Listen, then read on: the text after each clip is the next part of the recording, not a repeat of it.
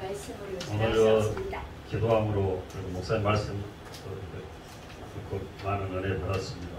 아멘. 참고로 저는 50%입니다. 기도, 강구, 보고, 감사 이 체험을 하면서 제가 겪었던 신앙의 간증을 간단하게 너무 많이 하지 않고 말씀을 드릴게요. 저는 무안 일로 시골에 우리 학생들은 잘 모를 건데 무안에서 태어났어요.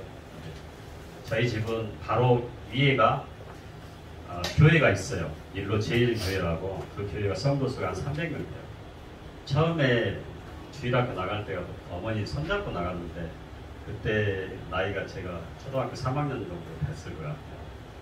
그때 나갔는데 막 목사님이 열정적으로 설교하시더라고요. 잠이 엄청 오더라고요. 잤던 기억밖에 없었다고 보니까. 초등학교 졸업하고 중학교 때 이제 중고등부를 나갔는데 그때 이제 학교 친구들을 따라 갔어요. 그때 당시.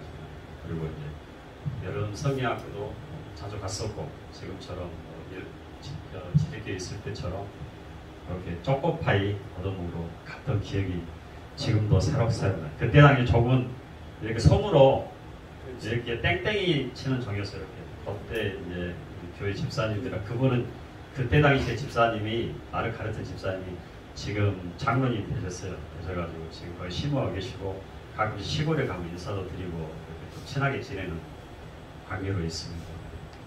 그렇게 해서 이제 청소년기를 거치고 이제 군대 가기 전에 이제 나의 청소년 때 기도는 어땠을까 지금 생각해 보니까 그냥 따라가는 기도.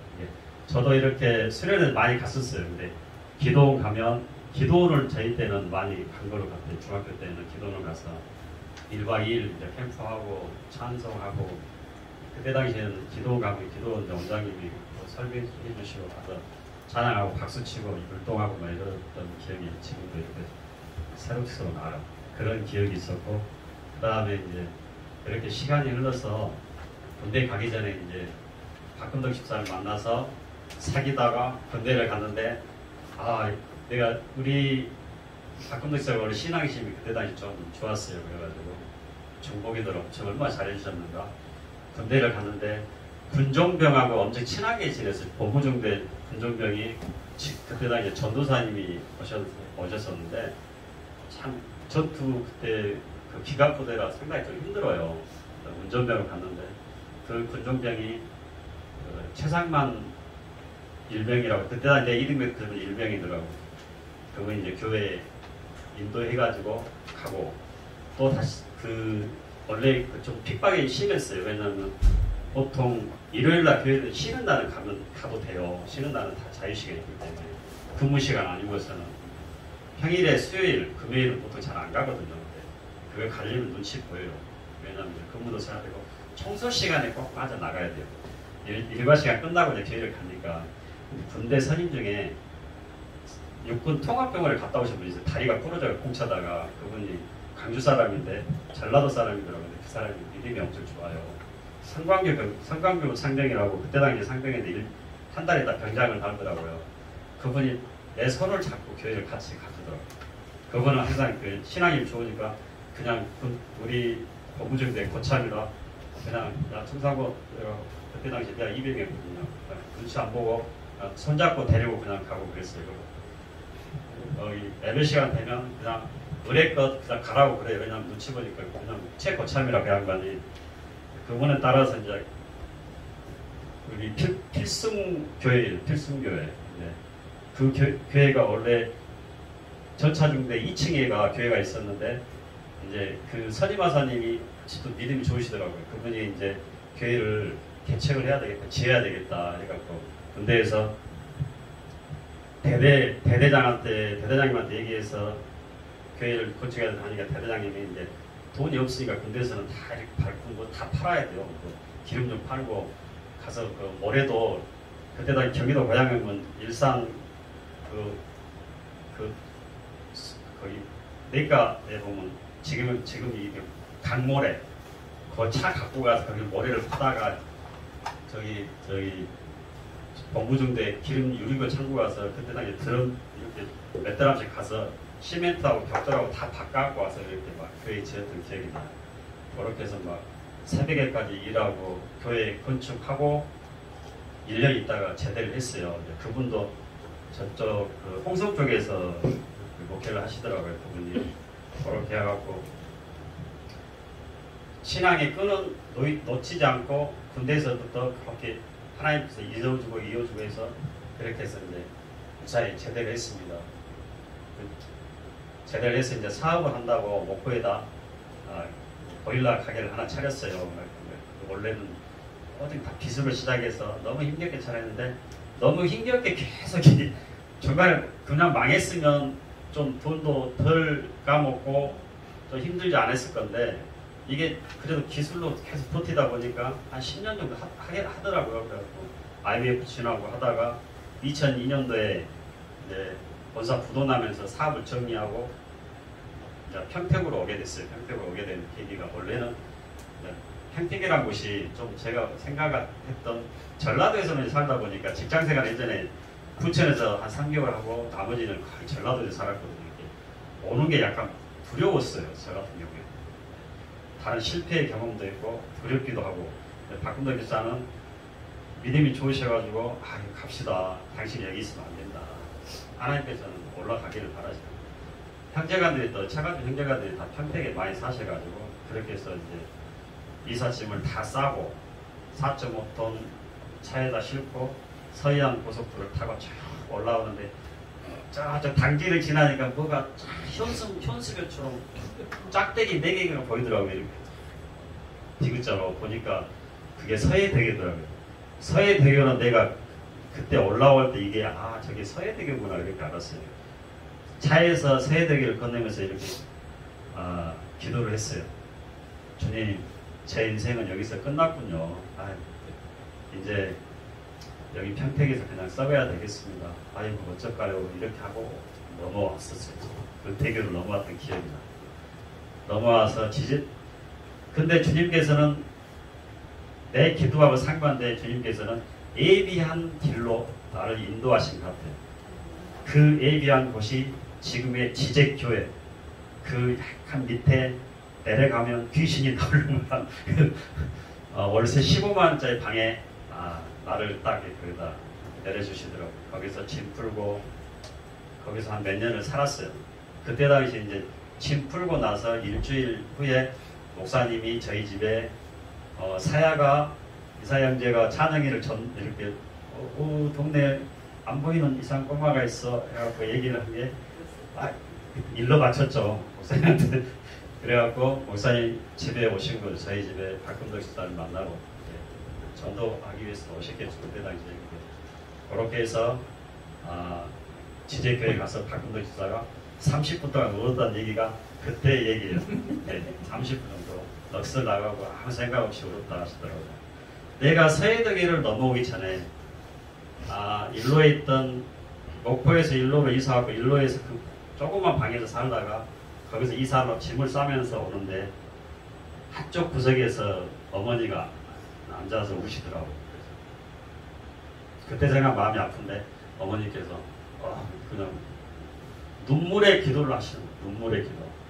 꼭 잘 돼갖고 오라고. 어머니 내가 성공해서 올 테니까 너무 걱정하지 마시라고. 그래도 우시더라고요.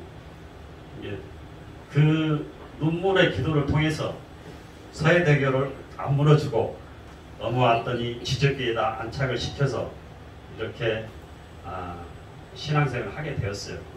거기에서 교회를 다니는데 이제 보통 와서 처갓집 공장에서 일을 했어요.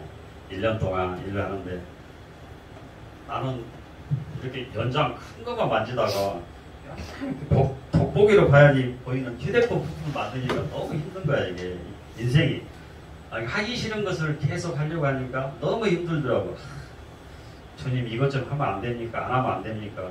근데 찬영이, 주영이, 우리 박근도 이사는 다 이제 먹고는 살아야 되니까 그때서 월급이 130 정도 받은 것 같아요. 차관장님이 그렇게 주시더라고. 20년 전이니까 130. 지금 생각은 지금의 월급 비하면 한 250 정도라고 생각하시면 될 것 같아요. 근데 주야로 하면 지금 생각하면 한 300만 원 정도 받았다고 생각. 그때 당시에 이제 지금 월급으로 환산한다면 그때 당시 130을 받았는데 그렇게 하고 이제 힘든 여정을 보내면서 목사님 만나게 된 거죠. 처음에 저는 한 일주일 정도, 2주 정도 교회를 안 나갔어요. 원래는 다른 교회 나가려고 했는데 가까우면서 이제 가끔도 있다가 목사님 너무 좋으신 것 같아. 여기 가보자고, 그냥 가자고. 원래 울석교회 나가려고 했는데 그러세요 하고 나갔는데 첫날 예배를 드는데 저희는 이제 원래는 우리는 합동치기였거든요. 일로에 있던 교회가. 거기는 약간 경건해요. 경건하고 일단 가면 잠이 잘 와. 일단 숙면이 잘 돼. 목사님 설교만 자장가처럼 너무 좋아. 그러면 맨 박집사가 옆에서 꼬집어. 빛나라고. 근데 여기 와서 목사님 설교를 첫날 들었는데 이거 뭔가 색다르더라고 이게. 주님 이게 뭘까요? 새로 와닿는 그런 느낌이죠. 이것은 나하고 맞는 건가? 이런 생각도 들더라고. 차츰차츰 교회를 나가고 자주 가고 은혜를 받다 보니까 말씀의 은혜를 사모하며 받다 보니 잠이 안 오더라고요. 어느 순간 그게 예수 그리스도의 복음으로 무장이 계속 되니까 그렇게 되더라고요. 거의 장거 거꾸로 앉았다고 얘기는 못하는데 10손가락 안에는 들어요. 그 이상은 안 잔 것 같아요. 솔직한 것. 그렇게 해서 신앙생활 하면서 그래도 힘들었어요. 그런데 어느 날 어떤 분이 교회를 갔는데 봉투를 하나 딱 주시더라고. 그 봉투에 이렇게 내가 이렇게 열어봤어요. 그랬더니 20만 원이 들어있더라고요. 수표로 10만 원 2장이. 그때 당시 20만 원이면 내가 하루 일당을 4만 원 받을 때였으니까 5일치 일당이에요. 5일치 일당. 그때 당시에 카드값도 메꿔야 되고 뭐 빚쟁이들도 오고 뭐 애들 학교도 보내야 되고 사명해야 되고 월세도 내야 되고 항상 살면 한 50, 100만 원씩 마이너스 될 때였거든요. 그 당시에. 그 20만 원이 받는 순간 너무 눈물 나더라고요. 이 20만 원이 를 통해서 내가 너무 감동도 받으면서 내가 신앙생활 잘 해야 되겠구나. 거기서 그러한 마음가짐이 또 들었어요. 근데 내가 또 넘어지려고 할 때 주님께서는 사람을 통해서 그렇게 또 역사하시더라고요. 그분이 바로 옆에 계시는 사랑하는 목사님이십니다. 그때는 목사님이 월급이 50만 원 받을 때였어요. 50만 원. 근데 그것도 다 못 받고 이렇게 좀 딜레이 되고 뭐 또 2달, 3달씩 못 받을 정도로 재정이 좀 열악했을 때거든요. 그렇게 해서 이제 되었어요. 그렇게 은혜가 되더라고요. 그렇게 해서 시간이 지나고 회사를 1년 있다 퇴사를 했어요. 먹고 살 길이 없는데 어느 날 갑자기 정화조 청소업을 하게 됐어요. 근데 이게 정화조 청소한다는 것은 좀 약간 지저분한 거잖아요. 근데 보통 평택이 한 20군데 업체가 있어요. 근데 지저분한 걸 떠나서 이제 먹고 살기 힘든 거 이것도 경쟁이다 보니까 어느 집을 더 먼저 갖는 바 이렇게 경쟁이더라고요. 그것도 이런 것도 경쟁이구나. 근데 그 속에서 약간 뭐를 발견했냐면 나는 기술이 있으니까 설비라는 기술이 있으니까 그거 하면서 뭐 하수도도 이렇게 하는 거 뭐 공사도 하는 거 이런 것도 좀 하다 보니까 이게 약간 돈이 조금씩 벌리기 시작하더라고요. 그러면서 좀 큰 차도 좀 사게 되고 이제 또 뭐 장비도 좀 사게 되고 하다 보니까 하면서 좀 이렇게 부에 약간 이제 통장에 저축도 하게 되고 그렇게 하게 되더라고요. 근데 실질적으로 내가 하루아침에 쭉 가서 뭐 100만 원 벌는 게 1000만 원 벌 수는 없잖아요. 어떻게 보면 100만 원 벌고 또 다음 달에 110만 원, 120만 원 이렇게 200만 원, 300만 원 벌 이렇게 가잖아요. 보통 사람은.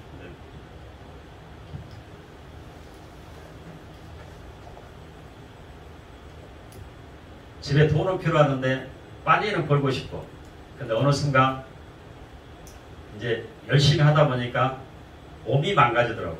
기흉이라는 이 폐에 공기가 차는데 나는 일을 해야 되는데 가족을 위해서 먹여 살릴 일을 해야 되는데 몸이 아프니까 인생이 고달픈 거예요. 아 주님 숨을 쉬기 힘든데 어떻게 해야 됩니까? 어느 날 일을 갔는데 숨이 딱 잘 안 쉬어지는 거예요. 숨이 이거 뭐지? 근데 박집사한 전화해서 여보 숨이 잘 안 쉬어 나 죽을 것 같아. 근데 그렇게 하면서 교회를 갔어요. 근데 숨은 죽진 않더라고요. 이게 심근경색인가? 하면서 굿모닝 병원 갔더니 의사가 아침에 술을 한 잔 먹고 왔나 봐요. 입에 술냄새가 나면서 기흉이래요? 그래요. 기흉이 뭐지? 폐에 이제 공기가 차는 거예요. 그래서 구멍을 뚫어서 그다음 바로 시술을 해주더라고요. 뻥 뚫어서 고기를 뻥 뺐어요. 하면 이제 이게 한 일주일 입원해가지고 빼내고 하는데 세상에는 이런 병도 있구나. 그걸 하고 한 달 있다가도 재발이 됐어요.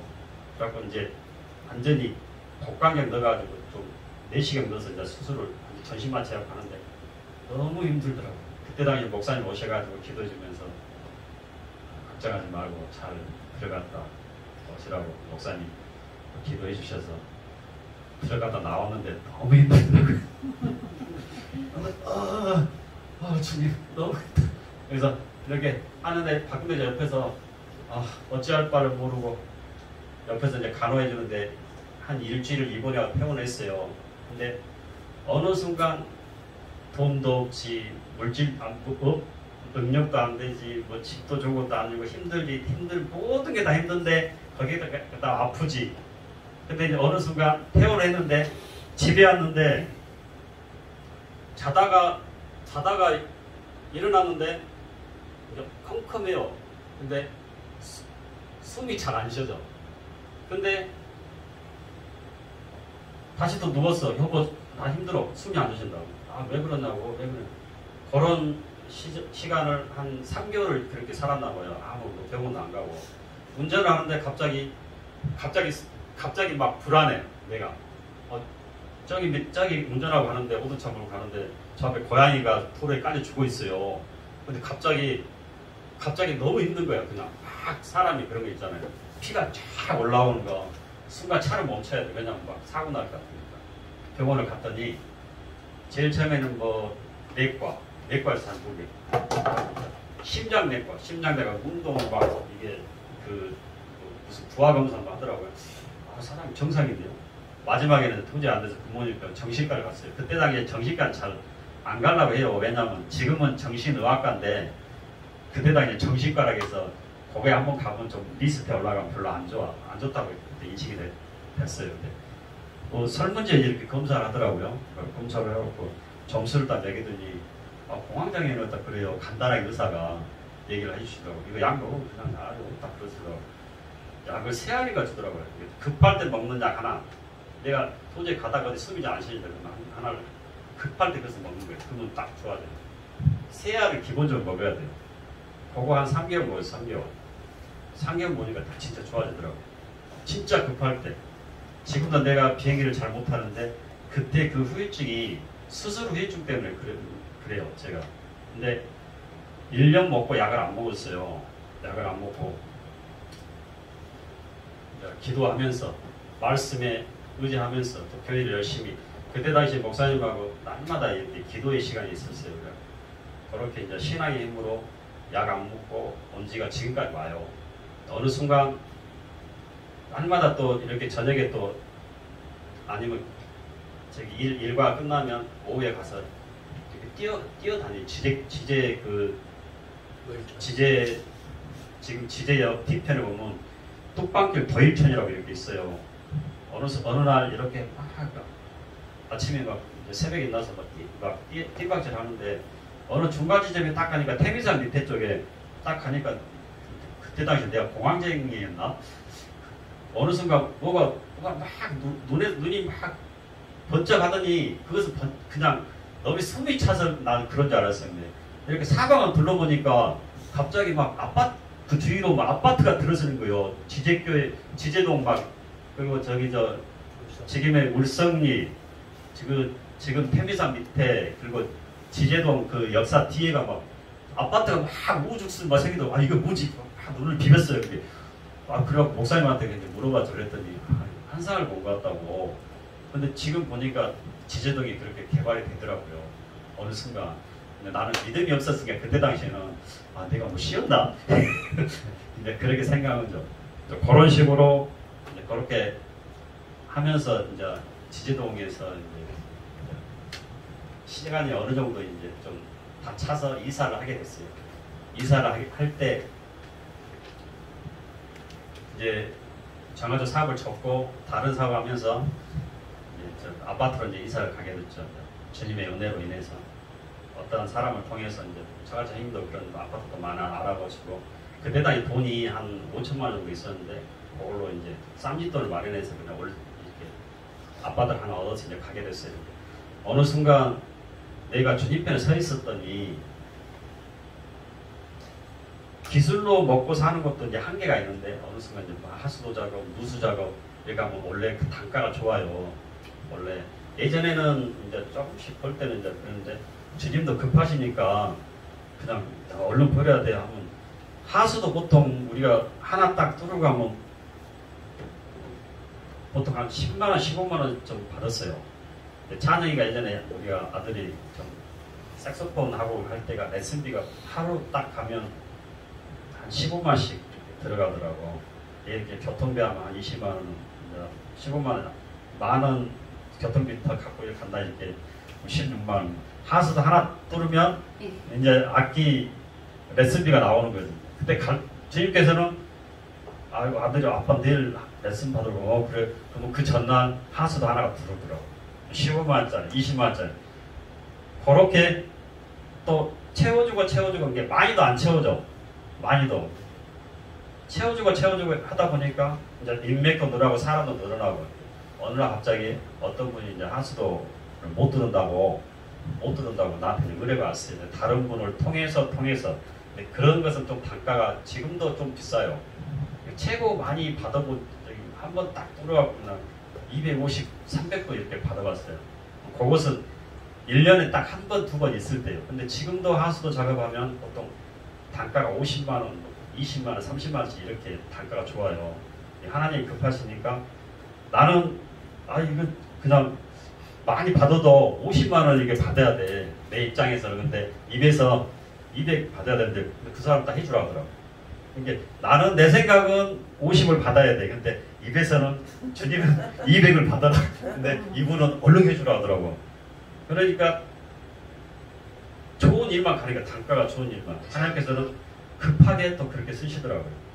그렇게 해서 지금의 지제교회를 거쳐서 토북교회로 가서 지금의 이제 평안명성교회로 목사님을 따라서 이렇게 오다 보니 이렇게 이 시간 이 자리에 제가 이렇게 앉아있네요.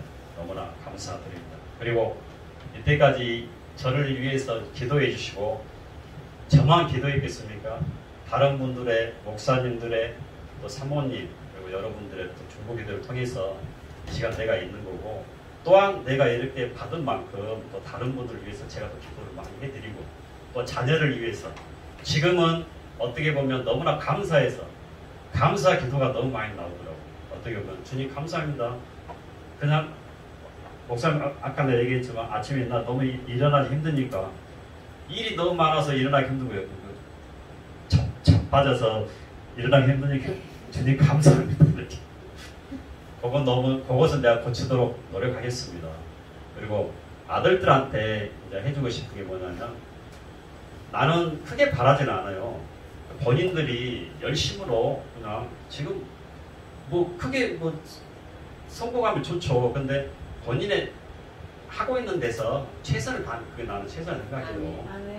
그거 또 그런 걸 못 채워준다. 그러면 또 주님께서는 뭐 아빠를 통해서, 뭐 엄마를 통해서, 다른 걸 통해 다 또 채워주니까 너무 걱정것이 많으시고 우리 학생들도 지금 내가 꿈을 못 이뤘어. 그러나 어느 순간 못 이룬 사람도 많아. 여기 지금 이 자리에 있는데 그러나 다른 일로 또 채워준다.